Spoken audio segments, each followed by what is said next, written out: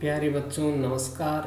मैं उपेंद्र चौधरी, व्याख्याता, government girls senior secondary school Padmada कला से आपका स्वागत करता हूं। देखो प्यारे बच्चों, अभी कोविड महामारी के कारण, लॉकडाउन होने के कारण कक्षाएं नहीं लग पा रही हैं और ये सिलेबस बदलने के कारण इस बार कक्षा 10 का मिशन ज्ञान ऐप में भी हमारा कोई मैटर नहीं है। तो इसलिए मैंने प्रयास किया है आपके लिए ये हमारी जो समकालीन विश्व, जो समकालीन भारत भाग 2 की जो ज्योग्राफी की पुस्तक चलती है उसका ये प्रथम अध्याय है, संसाधन एवं विकास। तो प्यारे बच्चों देखिए, संसाधन किसे कहते हैं? तो संसाधन से तात्पर्य है कि वह वस्तु जो मानव जीवन की आवश्यकताओं तथा इच्छाओं की पूर्ति करती है और जो मानव जीवन में उपयोगी है, तो वो सभी वस्तुएं संसाधन हैं। इस तरीके से जैसे हम आगे पढ़ेंगे, जल संसाधन है, मृदा संसाधन है, ये जो मानव जीवन में हर वायु भी संसाधन है, जल भी संसाधन है, मृदा भी संसाधन है, मानव भी एक संसाधन है, क्योंकि और खनिज संसाधन, अब हम इनके बारे में पढ़ेंगे। तो सबसे पहले देखिए, जो हमारे जो पुस्तक में है, एक इस सारणी को समझिए सबसे पहले कि जो संसाधन की जो है, संसाधन की उत्पत्ति के आधार पर संसाधनों को किस प्रकार से बांटा है। उत्पत्ति के आधार पर जैव और अजैव। जैव का मतलब वे संसाधन जिनमें जीवन की प्रक्रिया निहित है, ठीक है।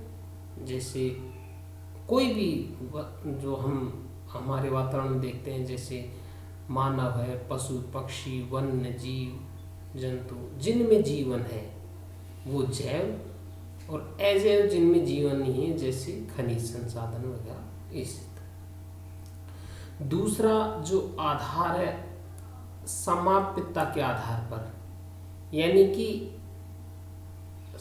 किसी संसाधन को हम उपयोग में लेते हैं तो वो अगर समाप्त हो जाते हैं तो वो अनवीकरणीय है, यानी कि जिनको दोबारा नहीं बनाया जा सके। किसी एक संसाधन का उपयोग करने पर जो समाप्त हो जाएं, वे संसाधन अनवीकरणीय हैं, और वे संसाधन जिनका उपयोग करने के बाद भी समाप्त नहीं होते, पुनः बनाए जा सकते हैं, तो वो नवीकरणीय ये हो गए। जैसे सौर ऊर्जा है, पवन ऊर्जा है, ये नवीकरणीय संसाधन है, क्योंकि इनका उपयोग करने के बाद हम इनको पुनः बना सकते हैं। लेकिन जैसे खनिज ईंधन है, पेट्रोलियम पदार्थ है, कोयला है, इनको बनने में हजारों लाखों वर्ष का समय लगता है, तो मानव अपने जीवन में इनको पुनः नहीं बना सकता, तो वो अनवीकरणीय योग्य है। स्वामित्व के आधार पर जो है, तो व्यक्तिगत, यानी कि किसका हक है, एक व्यक्ति निजी व्यक्ति का है तो व्यक्तिगत, सामुदायिक पूरे समुदाय का है, राष्ट्रीय पूरे राष्ट्र का है, और अंतर्राष्ट्रीय पूरे विश्व का। जैसे समुद्र जो जल संसाधन है उसमें पाए जाने वाले वो किसी एक देश का हक नहीं है, तो वो अंतर्राष्ट्रीय संसाधन। और विकास के आधार पर संभावी कि विकास करने की संभावना है, विकसित जो विकसित हो चुके, विकसित भंडार और संचित कोष, यानी कि जो है हमारे पास उनका विकास किया जाना। तो संसाधनों का वर्गीकरण इस सारणी में जो दो प्रकार से जो आपको देखने को मिल रहा है यहाँ, प्राकृतिक और मानवीय, यानी कि वे संसाधन जो हमें प्रकृति से मिले हैं तो वो प्राकृतिक, और वे संसाधन जिनमें मानव का हाथ है उसको बनाने में, तो वो मानवीय। तो मानवीय संसाधनों को तो दो प्रमुख भागों में ही बांटा है, संरचनाएं एवं संस्थाएं। यानी कि मानव के द्वारा विभिन्न प्रकार की जो संरचनाएं संस्थाएं बनाई गई हैं वे संसाधन, और मात्रा एवं गुणात्मक, मानव के द्वारा किसी वस्तु में जो उसकी मात्रा और गुणवत्ता बदल कर उसको जो संसाधन के रूप में बनाता है। तो देखिए यहाँ देखिए नवीकरणीय योग, जैसे हमने अभी समाप्तता के आधार पर बताया अनवीकरणीय, यानी कि नवीकरणीय कौन से संसाधन, जैसे मैंने अभी बताया कि संसाधन का उपयोग करने पर हम उसको पुनः जिसको बना सके, और अनवीकरणीय जिनको पुनः नहीं बनाया जा सके। अब इस अनवीकरणीय को भी दो भागों में बांटा है। यहाँ देखिए पुनः चक्रीय जैसे धातु और अचक्रीय जैसे जीवाश्म। जैसे अनवीकरणीय है लौह अयस्क का उदाहरण ले, लोहे का उदाहरण ले। अब उसमें क्या है कि लोहा बनने में काफी समय लगता है, लेकिन एक वस्तु बनाई वो खराब हो गई, उसको पुनः पिघलाकर दोबारा बना लेते हैं, तो वो चक्रीय, पुनः चक्रीय, उसका दोबारा भी रीयूज कर रहे हैं। और अचक्रीय इसमें आते हैं जीवाश्म ईंधन, जैसे पेट्रोल, डीजल जो तेल है या कोयला है। अब इनको एक बार उपयोग लेने पर, ये जलने पर, उपयोग आने पर ये पूर्णतः नष्ट हो जाते हैं, ये दोबारा इनको पुनः उपयोग नहीं किया जा सकता। और जो नवीकरणीय है इनको दो भागों में बांटा है, सतत और जैव। अब देखिए सतत में, सतत अथवा प्रवाह, जैसे पवन बहती है, आपने देखा होगा कई जगह पवन चक्की वगैरह लग रही है, उस हवा से विद्युत बनाना, पवन जो पहले पवन चक्कियाँ जो लगते थे उसमें कई जगह जैसे जल निकासी के लिए भी पवन चक्की का उपयोग करते हैं, पवन से विद्युत भी बनाते हैं। और जल भी प्रवाहित होता है, तो जल प्रवाह से उससे जल विद्युत बनाई जाती है। जैव को दो भागों में बांटा है, प्राकृतिक वनस्पति यानी कि जिसमें वन और वन्य जीव। तो इस प्रकार से हम जो है संसाधनों का वर्गीकरण किया है। तो संसाधनों के वर्गीकरण को अब हम आगे देखते हैं किस तरीके से बांटा है। तो देखो संसाधनों के प्रकार, उत्पत्ति के आधार पर हमने बात कर ली। जैव संसाधन हम समझ गए जिनमें जीवन प्रक्रिया है, तो उदाहरण के रूप में जैसे मनुष्य है, वनस्पति है, प्राणी जात है, मत्स्य जीवन है, पशुधन है। यानी कि आप इनमें एक चीज देखेंगे, इनमें जीवन प्रक्रिया है, ये जन्म लेते हैं, वृद्धि करते हैं और इनकी मृत्यु भी होती है, तो वो जैव। अजैव में जिनमें निर्जीव वस्तुएं हैं, तो ये उदाहरण के लिए चट्टानें और धातुएं। समाप्तता के आधार पर हमारी बात हुई थी कि वे संसाधन जिन्हें भौतिक और रासायनिक यांत्रिक प्रक्रियाओं द्वारा नवीकृत या पुनः उत्पन्न किया जा सकता है। तो जो जिन्हें पुनः उत्पन्न किया जा सकता है उन्हें नवीकरण योग कहते हैं, अथवा पुनः पूर्ति योग संसाधन कहा जाता है। उदाहरण के लिए जैसे सौर ऊर्जा है, पवन ऊर्जा है, जल, वन एवं वन्य जीवन है। इन संसाधनों को सतत प्रवाह के आधार पर इनको पुनः अपने मनुष्य अपने जीवन काल में पुनः इनको प्राप्त कर सकता है। लेकिन अनवीकरणीय यानी कि इन संसाधनों के विकास में एक लंबे भूवैज्ञानिक अंतराल में होता है, और खनिज और जीवाश्म ईंधन इस प्रकार के उदाहरण हैं। तो इनको बनने में लाखों वर्ष लग जाते हैं, और इनको मानव अपने जीवन में नहीं बना सकता। तो इनकी बात हमारी व्यक्तिगत संसाधनों की वो होगी जिन पर व्यक्तिगत नियंत्रण है, इसके बारे में बात होगी। हमारी राष्ट्रीय संसाधन जो देश के सीमा के अधीन है, एक सरकार जैसे भारत है, भारत का जो मानचित्र देखे उसके दायरे में जितने संसाधन आते हैं वो राष्ट्रीय संसाधन, और जो समुद्र का भी जो दायरा बताया है वो 12 मील तक बताया है।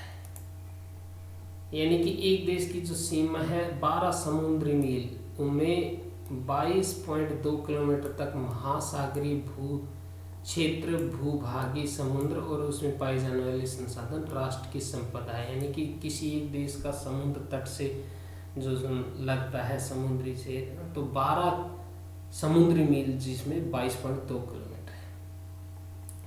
और अंतर्राष्ट्रीय संसाधन, कुछ अंतर्राष्ट्रीय संस्थाएं संसाधनों का नियंत्रण करती है। तट रेखा से 200 समुद्री मील की दूरी अपवर्जक आर्थिक क्षेत्र में पूरे खुले महासागरीय संसाधनों पर किसी भी देश का अधिकार नहीं होता। इन संसाधनों को अंतर्राष्ट्रीय संसाधन कहते हैं। विकास के स्तर पर संभावित वे संसाधन जो किसी प्रदेश में विद्यमान होते हैं परंतु उनका उपयोग नहीं किया गया, यानी कि उपस्थित है एक देश में लेकिन उनका उपयोग अभी नहीं किया गया। उदाहरण के तौर पर पश्चिमी भाग विशेषकर राजस्थान और गुजरात में पवन और सौर ऊर्जा संसाधनों की अपार संभावना है परंतु इसका भी सही ढंग से विकास नहीं हुआ है। तो संभावी है, संभावना है उन संसाधनों के विकास की। विकसित संसाधन वे संसाधन जिनका सर्वेक्षण किया जा चुका है और उनके उपयोग की गुणवत्ता और मात्रा निर्धारित की जा चुकी है, विकसित संसाधन कहलाते हैं। संसाधनों का विकास प्रौद्योगिकी और उनकी संभाव्यता के स्तर पर निर्भर करता है, यानी कि इन संसाधनों का विकास टेक्नोलॉजी के आधार पर किया जाता है। भंडार पर्यावरण में उपलब्ध वे पदार्थ जो मानव की आवश्यकता की पूर्ति कर सकते हैं परंतु उपयुक्त प्रौद्योगिकी के अभाव में उसकी पहुंच से बाहर है, भंडार में शामिल। उदाहरण के लिए जल 2 गैसों हाइड्रोजन और ऑक्सीजन के यौगिक है। हाइड्रोजन ऊर्जा का मुख्य स्रोत बन सकता है परंतु इस उद्देश्य से इसका प्रयोग करने के लिए हमारे पास उन्नत तकनीकी ज्ञान नहीं है। और संचित कोष किसे कहते हैं?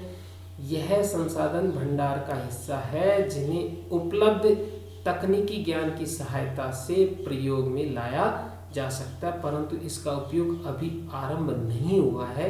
इसका उपयोग भविष्य की आवश्यकताओं की पूर्ति के लिए किया जा सकता है। नदियों के जल को विद्युत पैदा करने में प्रयुक्त किया जा सकता है परंतु वर्तमान समय में इसका उपयोग सीमित पैमाने पर किया जा रहा है। तो संसाधनों का विकास किस प्रकार जो संसाधनों का विकास हुआ है, तो इसमें देखिए कुछ व्यक्तियों के लालचवश संसाधनों का पतन हुआ, ह्रास हुआ है। संसाधन समाज के कुछ ही लोगों के हाथ में आ गए जिससे समाज 2 हिस्सों में संसाधन संपन्न एवं संसाधन विहीन अर्थात अमीर और गरीब में बट गया है। तो जिनके हाथ संसाधन लग गए वो अमीर हो गए, जिनके नहीं लगे वो गरीब हो गए। तो संसाधनों के अंधाधुंध शोषण से वैश्विक पारिस्थितिकी संकट पैदा हो गया, जैसे भूमंडलीय तापन, जिसे ग्लोबल वार्मिंग कहते हैं।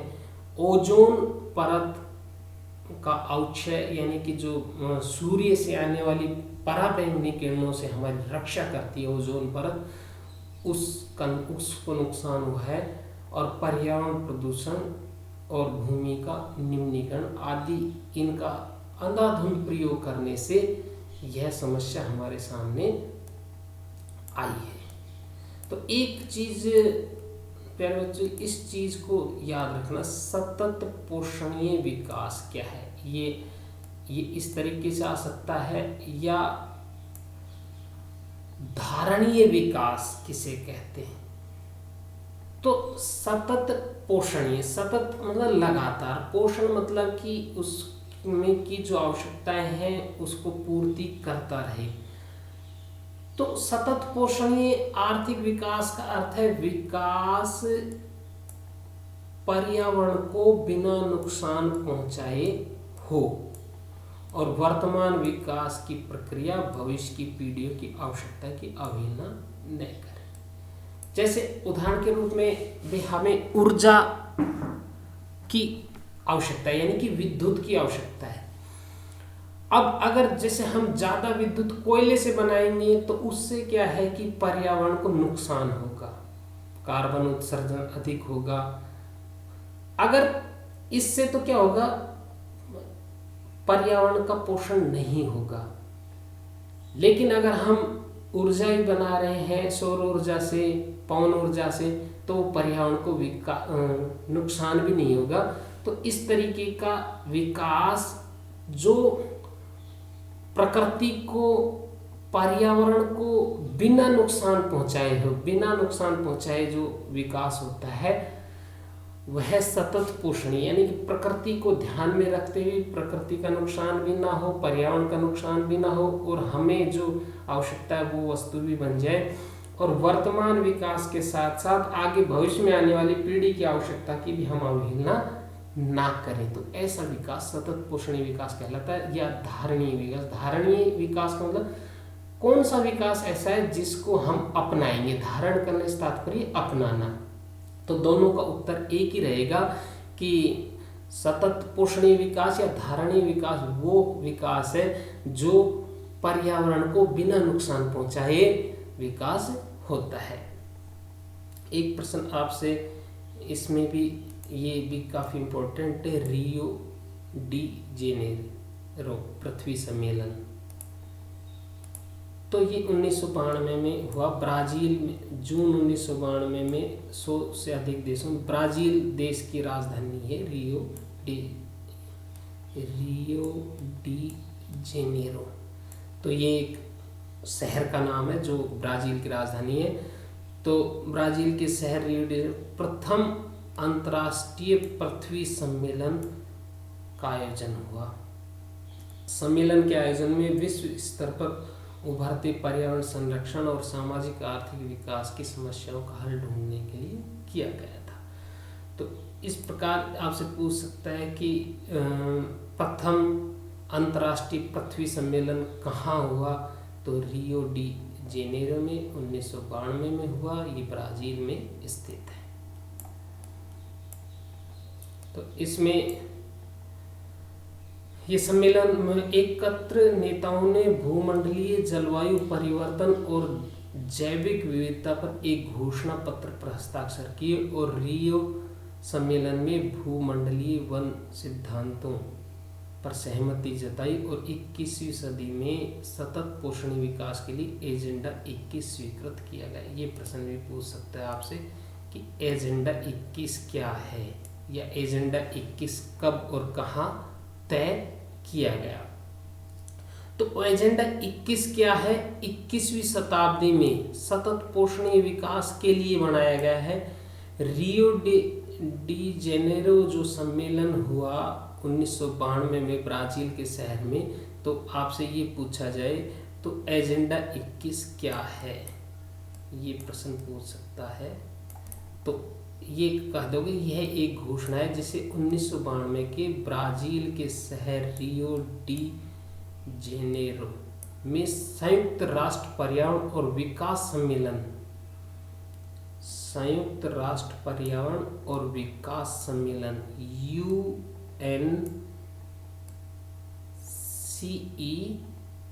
के तत्वाधान राष्ट्राध्यक्षों द्वारा स्वीकृत किया गया था और इसका उद्देश्य भूमंडलीय सतत पोषणीय विकास हासिल करना है। इसका क्या उद्देश्य है कि भूमंडलीय यानी कि पूरी पृथ्वी पर जो है पर्यावरण को बिना नुकसान पहुंचाए, पोषणीय विकास, उसका विकास पोषण होता रहे। एक कार्य सूची है जिसका उद्देश्य समान हित, पारस्परिक आवश्यकताओं एवं सम्मिलित जिम्मेदारियों के अनुसार विश्व के सहयोग के द्वारा पर्यावरणीय क्षति, गरीबी और रोगों से निपटना है। एजेंडा 21 का मुख्य उद्देश्य प्रत्येक स्थानीय निकाय अपना स्थानीय एजेंडा 21 तैयार करें, यानी कि वो 21 बिंदु हैं, उनको प्रत्येक स्थानीय निकाय लागू करे जिससे पर्यावरण का संरक्षण हो सके, पर्यावरण का पोषण हो सके। संसाधन नियोजन। संसाधन नियोजन से तात्पर्य क्या है कि भी संसाधन, जो उपलब्ध संसाधन है, हम उनका किस प्रकार से उपयोग करें, किस प्रकार से वितरण करें, क्योंकि संसाधनों का वितरण एक समान नहीं है। किसी स्थान पर किसी संसाधन की अधिकता है, किसी संसाधन की किसी स्थान पर बहुत कमी है।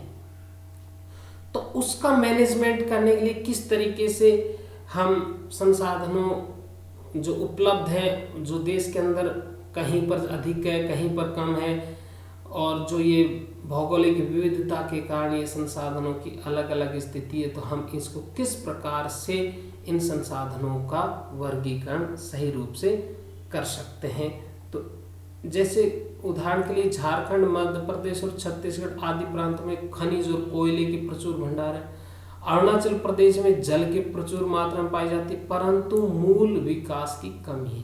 राजस्थान में पवन ऊर्जा और सौर ऊर्जा, तो यानी कि अलग अलग स्थान पर अलग अलग संसाधनों की अधिकता या कमी पाई जाती है। तो उन सब का किस तरीके से तालमेल कर वितरण किया जाए, वो है संसाधन नियोजन, यानी कि हम उन संसाधनों को किस प्रकार से हम अधिक से अधिक अच्छी तरीके से उपयोग कर सकते हैं। तो भारत में संसाधन नियोजन, तो इसमें संसाधन नियोजन एक जटिल प्रक्रिया बताई है। देश के विभिन्न प्रदेशों में संसाधनों की पहचान कर उनकी तालिका बनाना है। इस कार्य के क्षेत्रीय सर्वेक्षण, मानचित्र बनाना और संसाधनों का गुणात्मक एवं मात्रात्मक अनुमान लगाना और मापन करना है।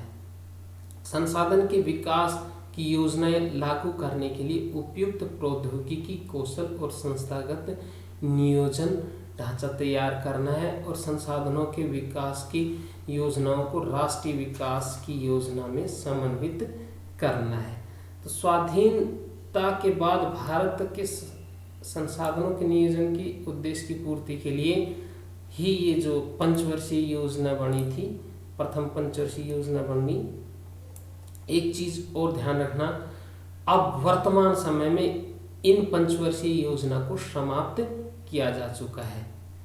12 पंचवर्षीय योजना चली भारत में, लेकिन अब वर्तमान में जब से नरेंद्र मोदी सरकार आई है, उसने इन पंचवर्षीय योजना को समाप्त करके और अलग से उस तरीके की नीतियां बनाई हैं।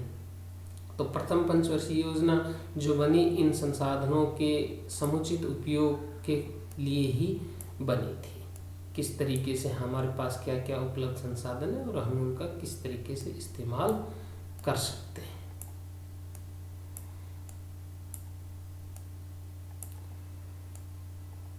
संसाधनों का संरक्षण। देखिए, संसाधनों का संरक्षण क्यों आवश्यक है? क्योंकि जो उपलब्ध संसाधन हैं, अगर हम उनका दुरुपयोग करेंगे, बिना सोचे समझे उनका उपयोग करेंगे, तो एक समय दो नुकसान होंगे। पर्यावरण को नुकसान होगा और वो संसाधन भी समाप्त हो जाएंगे। बहुत सारे संसाधन जो हैं वो पुनः पूर्ति जिनकी नहीं की जा सकती है। इसलिए संसाधनों का संरक्षण करना आवश्यक है, यानी कि हमें जितनी आवश्यकता है उतना ही उनको उसी हिसाब से उपयोग में लाना है। हमें अब इस तरीके से संसाधनों का संरक्षण करना है ताकि भविष्य काल में भी वो सभी के लिए। तो महात्मा गांधी जी ने कहा था कि संसाधनों के संरक्षण पर अपनी चिंता इन शब्दों में व्यक्त की है कि हमारे पास हर व्यक्ति की आवश्यकता की पूर्ति के लिए बहुत कुछ है, लेकिन किसी के लालच की संतुष्टि के लिए नहीं। अर्थात हमारे पास पेट भरने के लिए तो बहुत है, लेकिन पेटी भरने के लिए नहीं। ये मानव एक जैसे लालची प्रवृत्ति का है, स्वार्थी प्रवृत्ति का है, तो उसमें अधिक से अधिक संसाधन इकट्ठा करने की वो प्रवृत्ति होती है, तो वो यानी कि वो ये कह रहे हैं कि भाई हर व्यक्ति की आवश्यकता पूर्ति हो जाए, वो तो है, पेट भरने की तो है, लेकिन किसी की पेटी भरने की इतनी हमारे पास वो नहीं है। तो इस प्रकार से संसाधनों का हमें इनको अच्छी तरीके से, व्यवस्थित तरीके से उपयोग करना है, और वो ही संसाधन नियोजन कहलाता है। और अगर संसाधनों का संरक्षण नहीं किया गया तो एक समय ऐसा आएगा ये संसाधन समाप्त भी हो जाएंगे। अंतर्राष्ट्रीय स्तर पर व्यवस्थित तरीके से संसाधन संरक्षण की वकालत 1968 के क्लब ऑफ रोम ने की। तो अभी संसाधनों के संरक्षण का सबसे पहले किसने वो किया? तो 1968 में क्लब ऑफ रोम, रोम जो है इटली की राजधानी है। तत्पश्चात 1974 में सुमिसर ने अपनी पुस्तक स्माइल इज ब्यूटीफुल में इस विषय पर गांधी जी के दर्शन की एक बार फिर से पुनरावृत्ति की। तो ये प्रश्न भी पूछा जा सकता है कि स्माइल इज ब्यूटीफुल पुस्तक के लेखक कौन हैं? तो ये कौन है? सुमेसर। और 1987 में बुंटरलैंड आयोग की रिपोर्ट द्वारा वैश्विक स्तर पर संसाधनों के संरक्षण का मूलाधार योगदान किया। इस रिपोर्ट ने सतत पोषणीय विकास की संकल्पना प्रस्तुत की और संसाधन संरक्षण की वकालत की। यह रिपोर्ट बाद में हमारा साझा भविष्य शीर्षक से पुस्तक के रूप में प्रकाशित हुई और इस संदर्भ में एक महत्वपूर्ण योगदान रियो डी जेनेरो ब्राजील 1992 में आयोजित पृथ्वी सम्मेलन द्वारा किया गया। ठीक है प्यारे बच्चों, आज हम इतना ही अध्ययन करेंगे। भू संसाधन का हम नेक्स्ट वीडियो में आपके लिए लेके आएंगे और उसके साथ प्रश्नोत्तर भी लाएंगे। इसी प्रकार प्यारे बच्चों हमारे साथ बने रहिए और आपके लिए हम अच्छी से अच्छी अध्ययन सामग्री आपके लिए लाते रहेंगे। धन्यवाद।